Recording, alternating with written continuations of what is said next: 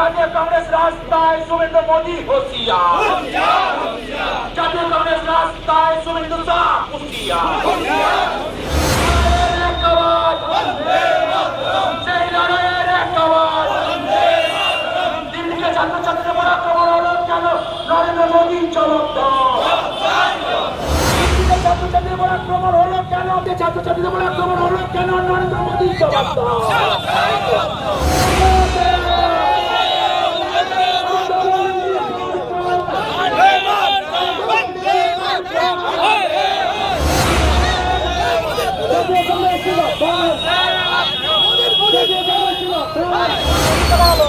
দিল্লিতে আন্দোলনের আজ এবার বাংলাতেও দেখা যাচ্ছে। গতকাল যেভাবে ছাত্রদের উপরে দিল্লি পুলিশ অত্যাচার করেছে, লাঠিচার্জ করেছে, তার যেমন প্রতিবাদ করা হচ্ছে, তার পাশাপাশি রাহুল গান্ধীর ওপর যে আক্রমণ করা হয়েছে তারই প্রতিবাদে দেখতে পাচ্ছি আমরা জাতীয় কংগ্রেসের যারা রয়েছেন তারা রাস্তায় নেমেছেন। আজকে ডানকুনিতে দেখা যাচ্ছে তাদের প্রতিবাদ মিছিল।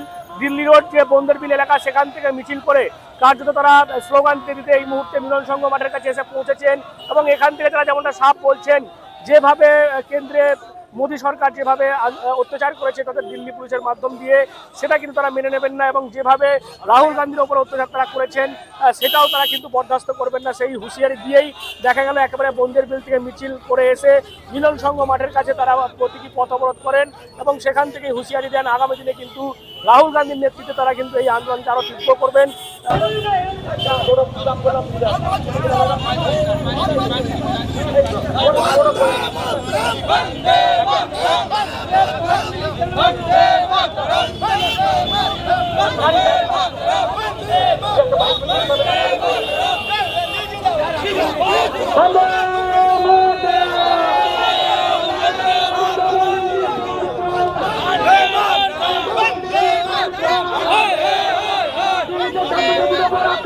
কেন নরেন্দ্র মোদী জবাব দাও। দিল্লিতে ছাত্রছাত্রীদের উপর আক্রমণ হলো কেন? নরেন্দ্র মোদী জবাব দাও। জবাব তোমায় দিতেই হবে। ধরুন, আজকে আমরা মিছিল করছি, আপনারা দেখেছেন, ভারতবর্ষের সারা ভারতবর্ষের মানুষ দেখেছে গতকাল যে ছাত্রদের উপরে যে তাদের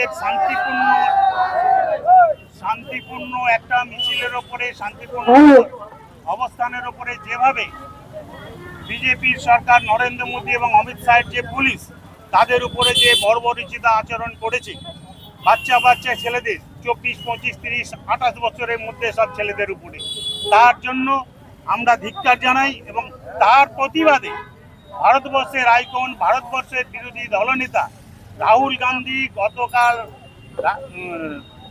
প্রধানমন্ত্রীর সঙ্গে কথা বলবে বলেছিল, কিন্তু আসেননি বলে ওনার বাড়ির সামনে একটা শান্তিপূর্ণ অবস্থান করেছিল। সেই অবস্থানের ওপরে পুলিশ যেভাবে একটা চোর, ডাকাত, গুন্ডা, বদমাশকেও ওইভাবে মানুষ তোলে না। একজন খুনি, একজন ধর্ষণকারীকেও পুলিশ ওইভাবে তোলে না। যেভাবে ভারতবর্ষের বিরোধী দলনেতা, ভারতবর্ষের আইকন, ভারতবর্ষের যুবকের নয়নের মণি রাহুল গান্ধীকে যেভাবে পুলিশ টেনে হিসেবে রাহুল গান্ধীকে এবং প্রিয়ঙ্কা গান্ধীকে তুলে নিয়ে গেছে, তার প্রতিবাদে আমাদের এই মিছিল চলছে। গতকাল রাত্রিতেই আমাদের প্রদেশ সভাপতি কলকাতাতে সারা রাত ধরে অবস্থান করেছিলেন, কিন্তু আমাদের সেটা সকলের সঙ্গে যোগাযোগ করা যায়নি। তো আজকে আমরা চণ্ডীতলা বিধানসভা কংগ্রেসের পক্ষ থেকে আমরা এখানে বন্দরবিল থেকে এখান পর্যন্ত মিছিল করে আমরা এই ব্রিজের মুখে একটা পথ অবরোধ করলাম প্রতীকী প্রতিবাদ হিসাবে, যাতে এই প্রতিবাদ নরেন্দ্র মোদীর কানে পৌঁছায় যে এই ধরনের কাজ, এই ধরনের অন্যায় ভারতবর্ষের মানুষ সহ্য করবে না, জাতীয় কংগ্রেস সহ্য করবে না। তাই আজ জাতীয় কংগ্রেস তার যুব কংগ্রেসের কর্মীদের নিয়ে আজ পথে নামবে। কংগ্রেস রাজপথে, বিজেপি হুঁশিয়ার। কংগ্রেস রাজপথে, বিজেপি হুঁশিয়ার।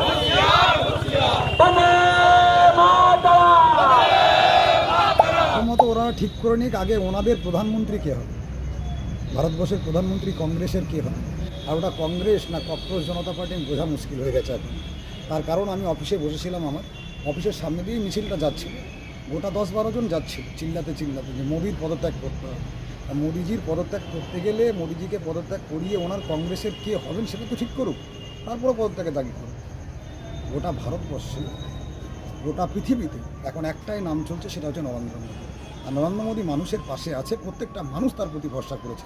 পশ্চিমবাংলায় বহু সিট নিয়ে ক্ষমতায় এসছে, তাই ভারতীয় জনতা পার্টিকে গালাগালি করা এবং ভারতীয় জনতা পার্টির প্রধানমন্ত্রী যিনি আছেন নরেন্দ্র মোদী, যেটা সবার প্রধানমন্ত্রী, তাকে অপমান করা এদের অধিকার নেই। এরা যেটা করেছে মূর্খের স্বর্গে বাস করছে, এরা চিন্তা ভাবনা করতে থাকুক আর বাড়িতে এটা হাসতে হাসতে ঘুমাক রাত্রে শান্তিভাবে, ওরা এই মিছিল করে বাড়ি থেকে শুয়ে পড়ে। আপনারা দেখেছেন যে আমাদের প্রধানমন্ত্রী কীরকমভাবে কাজ করছেন, গোটা পৃথিবীতে ওনার নাম চলছে। তো এনারা যদি বাড়িতে বসে বসে চিন্তাভাবনা করেন যে এদের প্রধানমন্ত্রী হবে, আমরা দেখেছি মনমোহন সিং ওনাদের কাজ করেছিলেন প্রধানমন্ত্রী, যেটা নির্দেশ দিত সেরকম হায় হা মেলাতো, ইয়েস স্যার মতো প্রধানমন্ত্রী ছিলেন। তো তারা সেরকম প্রধানমন্ত্রী চাইছে দেশ চালানোর জন্য, তো আমরা সেরকম প্রধানমন্ত্রী চাই না। ভারতবর্ষের মানুষ সেরকম প্রধানমন্ত্রী চায় না। ভারতবর্ষের মানুষ সেবা করার জন্য একজন প্রধানমন্ত্রীকে পেয়েছেন, একজন চৌকিদারকে পেয়েছেন, একজন চায়ওয়ালাকে পেয়েছেন। আর এখানে ভারতবর্ষের মানুষ তাকে দুহাত তুলে আশীর্বাদ করবে সব সময়ের জন্য। আর এরা এই স্বপ্ন দেখতে দেখতে ঘুমাক নিশ্চিন্তে। আজকে র্যালি করেছে 15 জন মিলে, কালকে হয়তো 10 জন থাকবে, 12 জন থাকবে, আর পরশুদিন তো র্যালি বের করতে পারবে না। এরকম জায়গায় পড়ে যায়। অর্থাৎ সব মিলিয়ে দেখা যাচ্ছে কেন্দ্রীয় সরকারের বিরুদ্ধে কিন্তু বিভিন্ন বিরোধী রাজনৈতিক দল তারা কিন্তু চাপ সৃষ্টি করছে। আজকেই সাংসদে দেখা গিয়েছে বিরোধী সাংসদরা কালো পোশাক পরে প্রতিবাদ জানিয়েছেন। রাহুল গান্ধী নিজের সামিল হয়েছিলেন এবং আজকে সেই কারণেই যেভাবে রাহুল গান্ধীর উপর আক্রমণ করা হয়েছিল তারই প্রতিবাদে ডানকুনিতে জাতীয় কংগ্রেসের পক্ষ থেকে এভাবেই প্রতিবাদ মিছিল এবং পথ অবরোধের মধ্য দিয়ে তারা এই প্রতিবাদ জানালেন। আপনারা কি বলবেন এই বিষয় নিয়ে অবশ্যই কমেন্ট করুন কমেন্ট বক্সে। এরকম আরও খবর পেতে নজর রাখবেন ডিএনএন বাংলায়। ডিএনএন বাংলা সবার মনে সবার ফোনে।